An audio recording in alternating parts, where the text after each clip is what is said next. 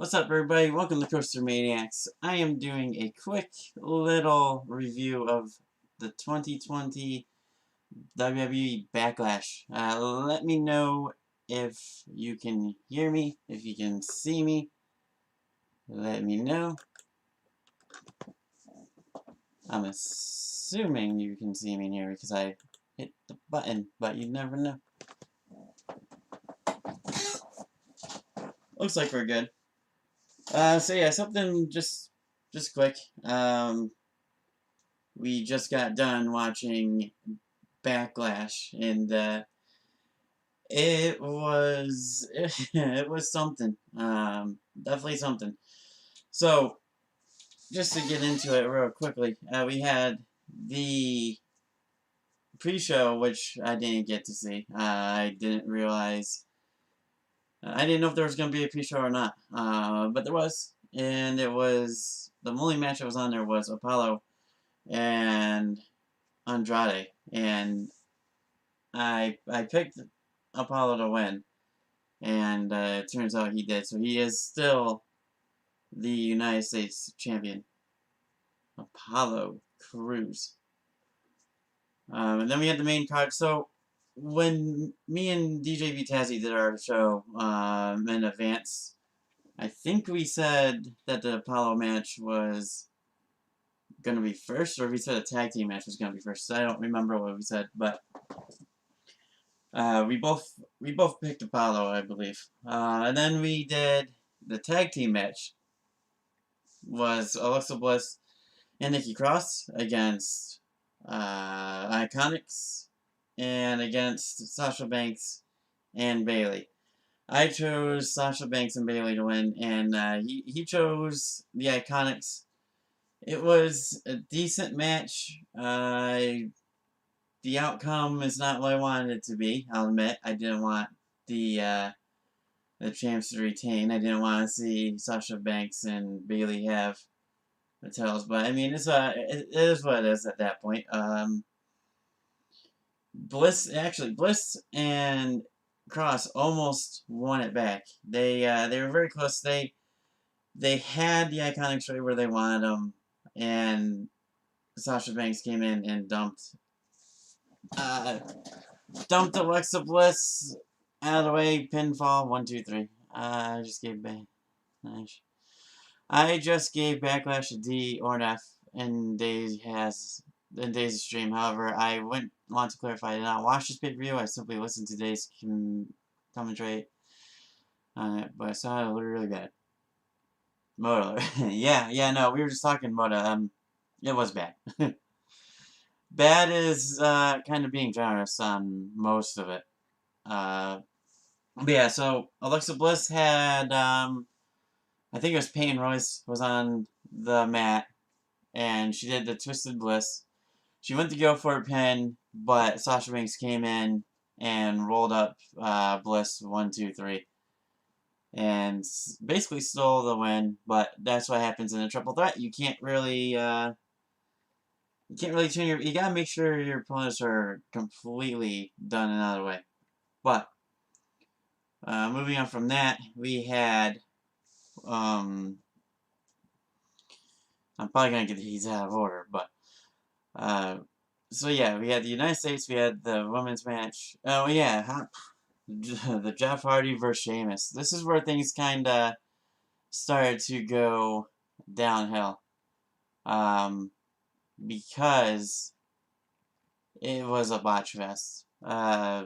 Jeff Hardy, midway through the match, there was a blow where Jeff Hardy seemed like he got legit knocked out. I think it was during a kick by Sheamus, and he looked like he legit got hit. Not even trying to cover up, nothing like that. But what's going on, Chalmers? So with that, delete the other channel or other thing.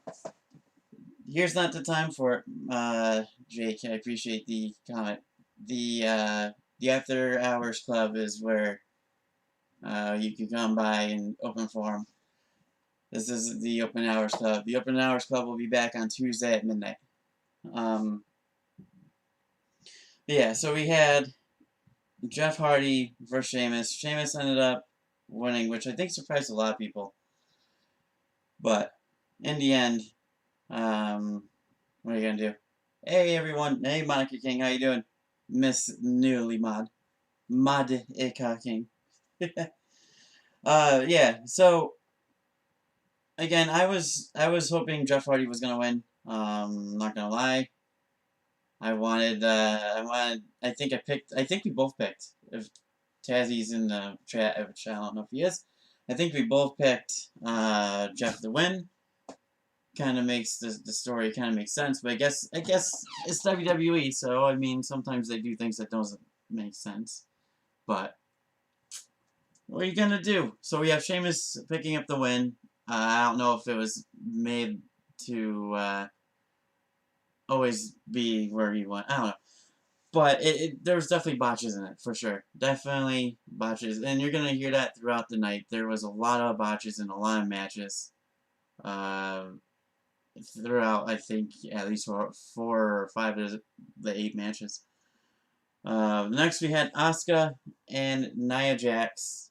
And that went to a no contest, well, a double count out. I said in the predictions I wanted Asuka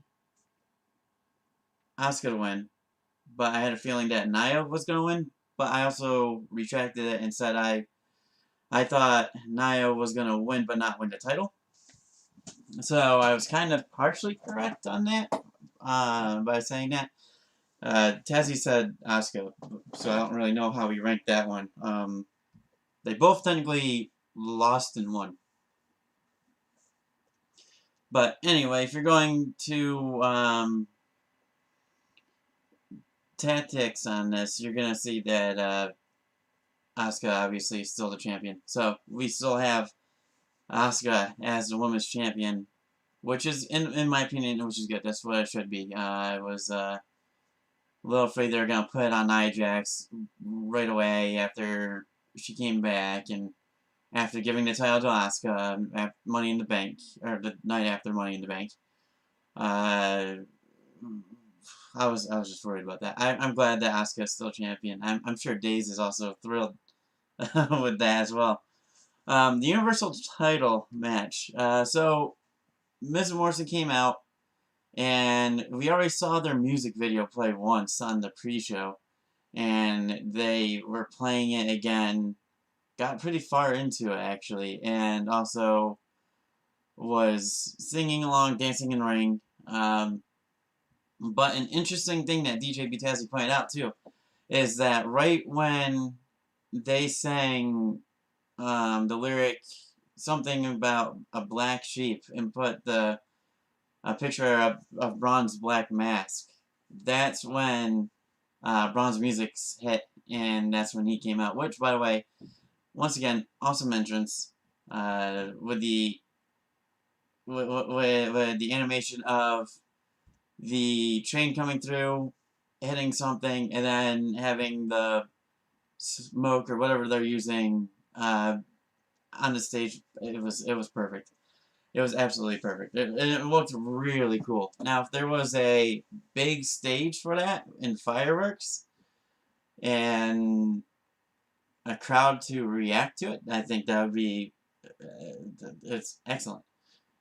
Sometimes the entrances are really everything. I mean, look at the old Bray Wyatt's entrance with the fireflies, with all the lights. That was amazing to see in person as well.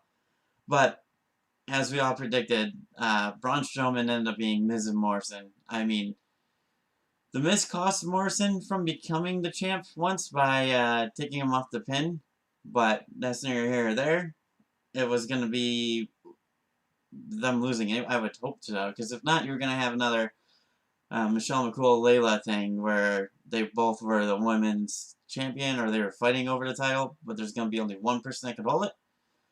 And they said that too. They said there was going to be only one person holding the title, and it was either going to be Mr. Morrison, but we don't have to worry about that now, do we?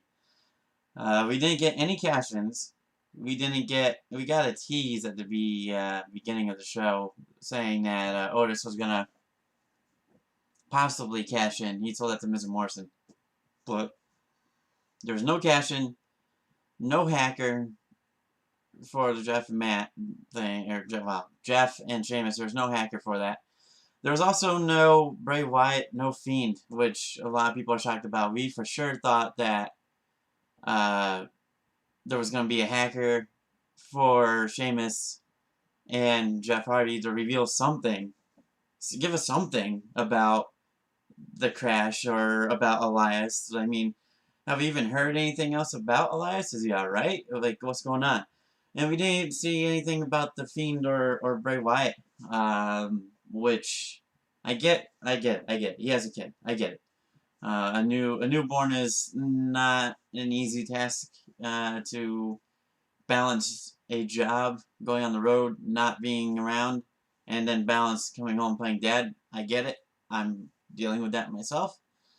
But I mean, they did tease it at the last pay-per-view. They teased with the Fiend flashing up after Braun beat Bray Wyatt. Hey, Gus is cool. How you doing? Dr. DJ Wrestling Day sent me here. That's awesome. How you doing? But yeah, so we had Braun Strowman win. Again, we all were expecting to see a little bit of the Fiend or Bray Wyatt or a teaser or Firefly Funhouse, a puppet, something. Give us something. But no, we got Corey Graves and Michael Cole singing "Hey Hey Ho Ho," and a very angry Miz and Morrison afterwards. That's all we really got, which again, kind of disappointing, but is what it is. We had Drew McIntyre versus Bobby Lashley next, which I think he went with Lashley. Yeah. Tazzy went with Lashley. I went with Drew because, again, too early to take the title off him. He just got at Mania, and he deserves to have a live crowd cheer him on. But this match had botches in it too, didn't it? I mean, I legit was afraid for Drew once Bobby Lashley picked him up in like a fireman's carry kind of thing in the outside and kind of threw him. And it looked horrible. It looked like Drew landed on his head for real. And I kind of think he did. Like, he was holding his neck the whole rest of the match. And I'm pretty sure there was something to that. Because it just seemed kind of like with the I keep saying Matt Hardy. Jeff Hardy and Sheamus match. Jeff seemed to be a little bit out of it after that very stiff kick to the face. Same thing here. It seemed Drew seemed kind of out of it for a lot of this match, and just seemed to be a lot of spots where he looked dazed and confused and didn't know what he was supposed to do next. But the whole finish of that too. I mean, this pay-per-view was not good with their finishes at all. We had Lana come down to the ring and get onto the apron and was yelling at the referee that he was like cheating or something. Next thing you know, they went to, I believe Drew pushed Lashley into Lana, or was about to, but they call each other. Lana didn't fall. Then he did a move. Lana fell onto MVP, who was standing at ringside the whole time. And then got distracted. Claymore, 1, 2, 3. And then they both walked away. There were botches in the whole WWE title match. Yeah, I agree. Hey, John, how you doing? Hey, Chalmers, what's going on? Are you ready to show 7.25 out of 10? I would say even 7.25 is kind of pushing it. With the building up to the final match was just not good. That title match, again, that title match had a lot wrong with it. And I don't know if it's because they weren't live for a long time. I don't know if they just didn't have a lot of time to prep for these matches, or what, or if they just got a little bit rusty or something. I don't know, but they need to figure it out. Guys, this is Crap, and WWE will always be the B show, AEW for life and forever. Sometimes AEW doesn't deliver. I mean, look at the whole Stadium Stampede thing. That was not over with a lot of the fans as well. Same kind of thing. So speaking of Stadium Stampede, we have we have a match, if you want to call it. I don't even think it wasn't a match. It was a brawl. The last live show was Money in the Bank. What Money in the Bank wasn't? Oh, you mean live for live matches, fully live? I'll have to check on that. Actually, I'm not 100% sure. A lot of people, like, they graded that a B plus. Why would they grade that a B plus and everything else C's? That makes no sense. The Street Profits in the Viking Raiders brawl. What a mess that was. Tazzy, what's going on? We were just going over all of our predictions, and I think we were pretty much even at this point. You had Lashley to win. I had Drew. I think we were pretty much even at this point. Yeah, Street Profits and Viking Raiders were, I don't know what they were doing. I thought we were gonna get like another game or whatever. I suggested they do laser tag or something, or darts or something dumb or something. Tazzy said baseball. I think what they did was it wasn't great. It wasn't great. I'm watching like 3 streams. Legend Monica King. Yeah, so we had, it started out, and it went forever, it felt like, and just went everywhere with turns. They started out just brawling in front of Bray Wyatt's car, and then we never did get the outcome of that either. So they ended up breaking the windshield of Bray Wyatt, or not Bray Wyatt, wow, Braun Strowman's car, and they ended up just he just got fixed too. So we don't know what the backlash from that is, but we do know that they broke the windshield. They heard the sound of the car alarm going off, so they ran inside. They brought a little bit inside. They ran into this long, like, hallway, which looked like, if you've ever been to an Access, it looked like a hallway in Access before you get to go into the actual Access place. But it was interesting. They had golf clubs. They had a bowling ball. They had an axe. They had shields, and they kept having flashbacks. Ivar, I think it was, kept having flashbacks to everything that happened and over the last couple of weeks. Yeah, I don't know. It just, then they got brawling elsewhere. They got brawling pretty much around the whole PC. And at one point we had, so I'll admit, once we got to the point where all of a sudden motorcycles showed up, and somebody came off of it and was walking towards them, I was thinking we were gonna get something like amazing from that part on. Like, I thought, okay, we're gonna get like a really badass fight or something, or we're gonna get like a huge brawl. Maybe there might be people that join those two. The whole merging of the team names was in the logos, and it's just, it wasn't good. It was not good at all. I did not like it. You have to admit, it was creative, kind of. Creativity, yeah. Okay, that's yeah. I wanted a real match to end it off. I did too. For that, it deserved to have. It was for the titles. I mean, come on. I hate WWE Shop. I got the NXT. Oh yeah, I saw you. They put the wrong side plates on. The motorcycle showed up.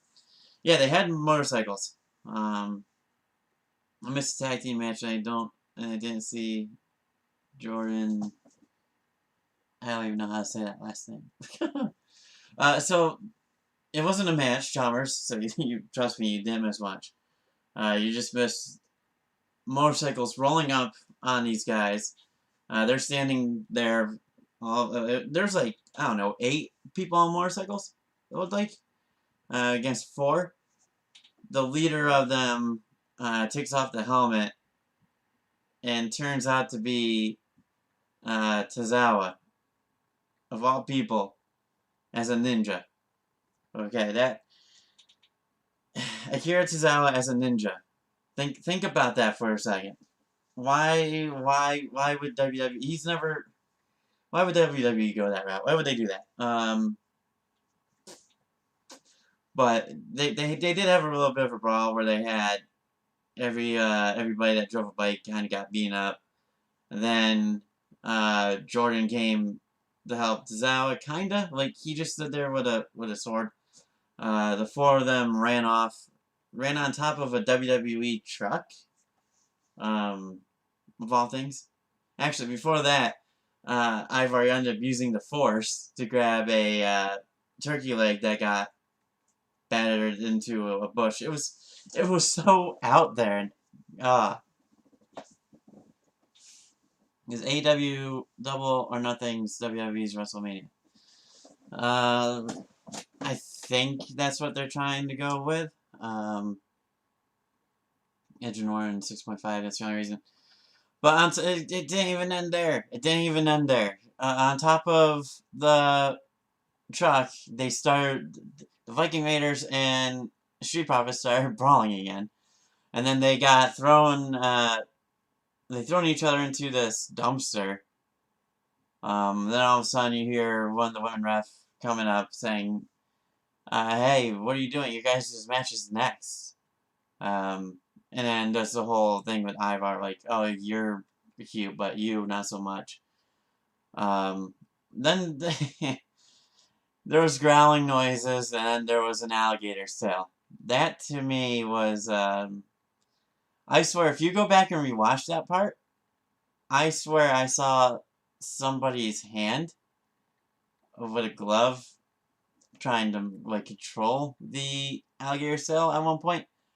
I might have been just seeing one of the wrestlers' hands, but I swear that's what I saw. It was so dumb. I hated it. I hated it. And next we had the greatest wrestling match ever between Edge and Randy Orton.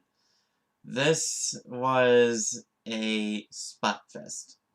The entrances were great. The intro was great. It was they brought down the Madison Square Garden's microphones, and they had the Fink announce them like through audio, and have like for Randy Orton, have Randy Orton's like, come on, go dark. Same for Edge, go dark. And then it was a nice little thing they did. But I mean, it was such.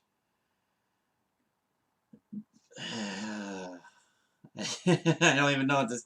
We had Edge doing the rock bottom at one point. We had Randy Orton doing the pedigree. We had. I'm pretty sure we had the angle slam at one point too. Correct me if I'm wrong. We had spears after spears. We had multiple RKO's. We had a bit of blood. And they did say in that match that Randy Orton. Actually, not Randy Orton. They said Edge got injured. And I read up on it too. It said that he had a torn tendon, I believe it was, pectoral tendon, or he torn something, but I could not find where that happened. Like, it did not look like any part of that match he got hurt.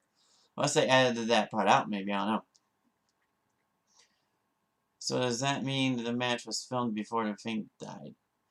I don't necessarily think they did that. No. They didn't film that before he passed. I'm pretty sure they took when I'm pretty sure they just took audio from when he announced Edge, or had him announce Randy or something. I'm sure that's what they did, or got audio from that, or something like that. I would be very surprised if that match happened before the thing passed. But I mean, it was such. I started watching towards the end of it. They had a lot of audience noise being pumped into it as well. So there was a lot of fake cheering, a lot of fake boos. The crowd was super into it because, of course, they were told, "Hey, make this a little bit, better, get a little more animated than." They tried to make it big. That's that creativity of them. They tried making this such a big match. They had different camera shots. They had an bird's eye view going down, um, and they definitely wanted to make this match different. So credit to them, um, and yeah, that's what I gotta say. The match ended with Randy Orton doing a punt to Edge, and basically after a pedigree and 2 RKOs wasn't it? 2 RKOs? He kicked out 2 RKOs? This is nuts. 2 RKOs, 2 spears kicked out. It was like they were both the Fiend and they were kicking out of everybody's stuff. Why are you live during the Insiders? Are they live? I didn't even notice if they were live or not. I would have to check in on that. I don't even see them, but I will look into that. I am just listening because I am playing some video games. What kind of video games are you playing, John? Are you playing 2K20? Because I'm pretty sure if you were playing 2K20, we were probably watching what you were playing for this pay-per-view. It definitely seemed like it was straight out of 2K20. But I would rate the show, knowing me, probably about a 6. I would rate it a 6. If it wasn't for the main event being I mean, it was far, let's be honest, it was far from the greatest wrestling match ever, but we knew it wasn't going to be the greatest match ever. They overhyped it, for sure. If they didn't call it that and did what they did, I think people would have been blown away by it, but they for sure overhyped it. But the first half of the show was not great. Speaking of video games, would you get a PS5? PS5. I saw good things and bad things about it. Not 100% sure I would pull the trigger on buying it. But it all comes down to price and timing. If I have that much money to be able to spend on it, because I think they're going to be, what, like $500? I might get it, but it all comes down to when it comes out. I personally wanted to see, because I just got the PS4 2 years ago, so I personally wanted to see, like, a new Crash Bandicoot game, or, like, something different. It's been a while since I had time to be able to play video games, since this whole lockdown thing started, and then now my work's back open again. Play 2K20 trash. I'm playing some Nintendo. Nintendo's alright. How you doing? I can't read that.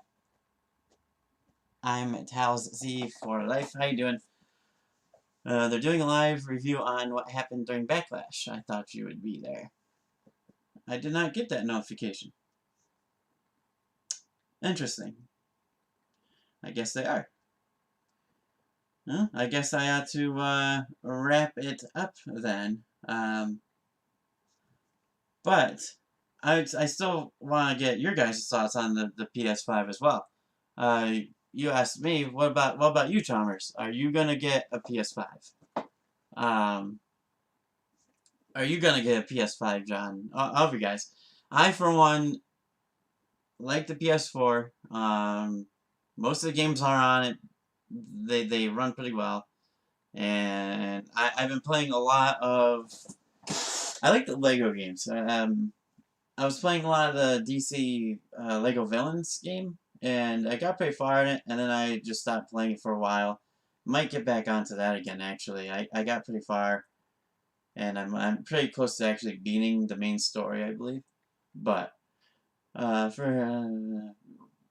you gonna get The Last of Us 2?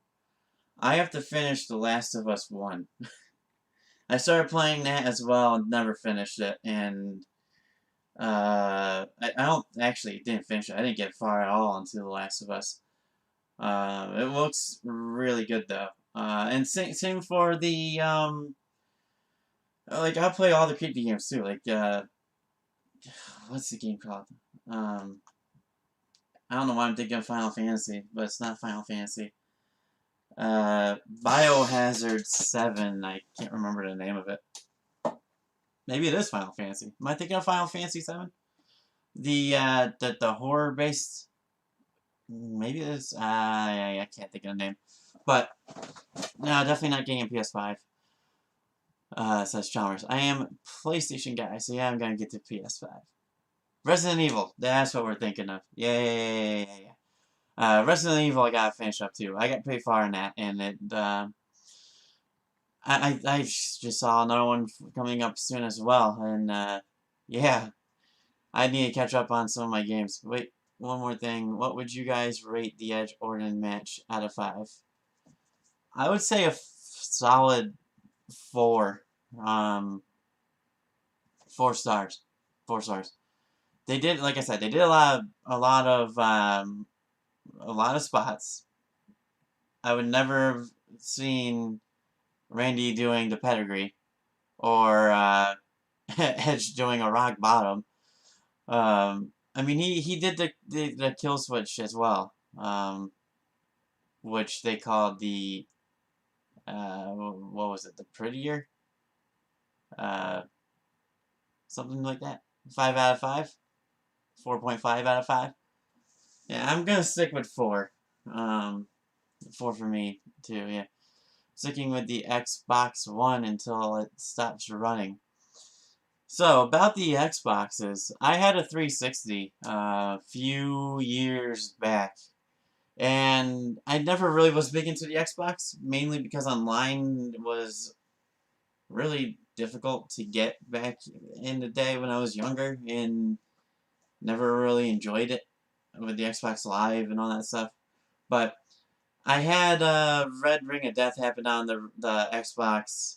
We ended up turning it off, and, like unplugging it and everything, leaving it sit for a couple hours, plugged it back in. It was fine for about another day, and then it died again. Then we're like, yeah, no, not for me. Don't like it. Don't want it. Take it back. Take it back. Then again, same thing happened with PS3 though. So PS3s are not immune to it. It's the yellow light of death over there for that. That happened to me, and I lost everything on that hard drive. Which sucked because back then I was into Minecraft and I had a huge world filled with a bunch of like the New York skyline. Took many hours. Something I just wouldn't have enough time to go back and redo again. But then I got the PS4. I still have my PS2 and I still have I have retro games. Like I have the Nintendo 64. I have the Genesis. Remember when Days was talking about the NBA Jam? I saw a picture. I have it. I have it in the original box. I have a couple games for the Genesis in the original. It was a Blockbuster box. So for those of you that remember Blockbuster, yeah, that's going back. Yeah, Legend of Zelda's. I have those. Ocarina of Time. I wanted to get a Switch. I wanted to get a Nintendo Switch for the lockdown, right? Yeah, but they ended up stopped making them. They stopped making them because all of you guys wanted to play Animal Crossing. So they had to.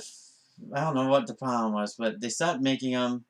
All the stores were sold out, and I could not find a single Nintendo Switch. It was sad. It was very sad. But it's whatever. I can get it now, but I mean now I'm back to work. I'm don't have literally any time in the day to play video games. I mainly wanted for the Luigi's Mansion game, to be fair. But if you have a Switch and you played it, let me know. Is it good? Is it not good? Should I get it? It was only 200 bucks. 300 I think now. Walmart wanted like 500. Like they were only selling bundles. And they wanted like 500 bucks for it. I'm like, no. You have a Switch. How is the Switch, John? Tell me about it. I could have gotten a Switch Lite, but I don't really want to do the Switch Lite. I heard it limits you to being able to move around like with the joysticks and everything, the controllers you can carry around, and that's kind of the whole point of it being able to be on a TV or a handheld. I mean, if you're gonna make it just be one, there's no point. I mean, I might as well be playing my oh, I can't even think of the Nintendo system I have. Drawing a blank. I do have a system that's like that goes onto the TV and has the handheld. I can't think of the name. It was before the Switch, and it was basically when it was when Mario came out. Actually, let me look that up when that was. Not Mario. What am I thinking? It was Mario versus Sonic. No, that's not what it was.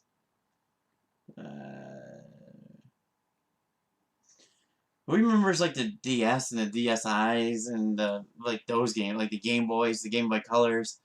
Anybody had any of those? I still have my Game Boy Color. It was green. I had a green one and a yellow one. I just found my Game Boy Advance actually, with I think it was the Yu-Gi-Oh game or a baseball game in it, and it still works. It's the only thing it doesn't have is a little spot when you put the batteries in, the little flap. It doesn't have that anymore. Super Mario Maker. That's the game that I wanted. That's what I had. And of course, I got that after pretty much a year after that system was out. Release date. That was on the Switch? I don't know. That wasn't just on the Switch. What are you talking about? The Wii U. That's what it was. The Wii U. Anybody have a Wii U? I have a Wii U. Somewhere. I don't know where the Wii U went. So yeah, it went from Wii U's to Switches. And it's pretty awesome on Animal Crossing. Luckily, I had a Switch from when it came out.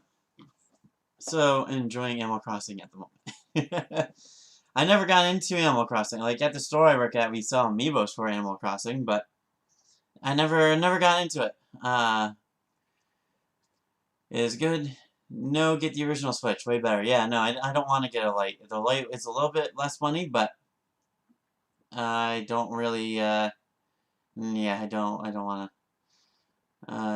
You can dock and cast onto a big screen if you get the original. Yeah. The show, this was a show, man. This was good. I mean, everybody's to their opinion. If you liked it or not, that's totally up to you. For me, I would have preferred I would prefer NXT's takeover in your house, but that's just me. Everybody's entitled to their opinion. That's totally fine. And that's coming from, I don't really watch NXT that much, but I was hoping Backlash was going to be great and unique, have a great stage again. The last match did seem very cinematic, even though it wasn't a cinematic match. Like, it did not feel live. I think it was because of all the camera cuts. You could definitely tell that something was not live. Like, all the other matches felt like they were live happening, except for, of course, the Street Profits and the Viking Raiders thing that they did. Whatever they did. But everything else felt like it was live, happening right there and then. But again, all the botches, you can't get away from it. All the botches in that show was just way too overwhelming. Way too overwhelming. But is what it is, my friends. But alright. With that, I'm going to end it here. Not much left to say about the show. So, until next time, catch me Tuesday for the After Hours show. I will be back with DJ Vitazzi tomorrow at the end of Raw. And for anything that comes up between now and then, it's fine. Alright guys, have a great night, and keep it rolling.